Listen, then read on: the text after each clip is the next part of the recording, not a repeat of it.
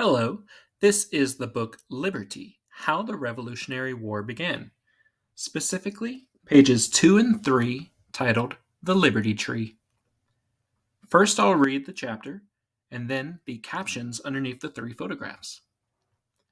The Liberty Tree. Long live the King! That was the favorite toast of Englishmen in the 17th and 18th centuries, even the ones who had left England and sailed across the Atlantic Ocean to live in America. Why had they left home? Some left in search of religious freedom. The king and most Englishmen belonged to the Church of England. People who tried to worship differently were thrown in prison or even hanged. Others left because they were poor and hungry. They hoped to find jobs and food in America. And some hoped to grow rich. In England, a poor farmer couldn't become a respected landowner. If your parents were poor, you too would probably be poor all your life. But in America, if you worked hard, you might become one of the richest people in the land. It wasn't easy, but it was possible. America was the land of liberty. By the mid 1700s, a huge elm tree in Boston had become the symbol of the new land.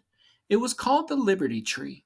The townspeople gathered under its branches for important meetings. Other towns and villages along the Atlantic coast named trees in honor of the Liberty Tree of Boston. If they didn't have a big enough tree, they put up a tall pole and called it the Liberty Pole. The colonists were still proud to be subjects of the King of England, even though he ruled them from 3,000 miles across the ocean.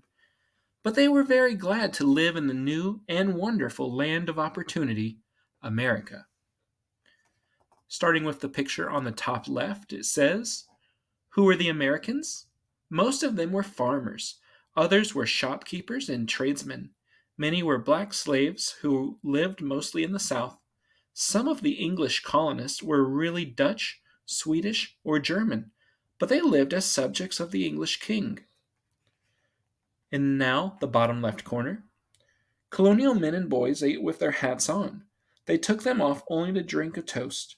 Their favorite toast was to the health of the king. And now the top right.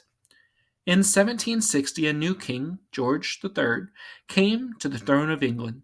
George liked simple food, boiled mutton and turnips, and enjoyed working in his gardens. Some people called him Farmer George. Others called him the Royal Button Maker because he loved mechanical inventions.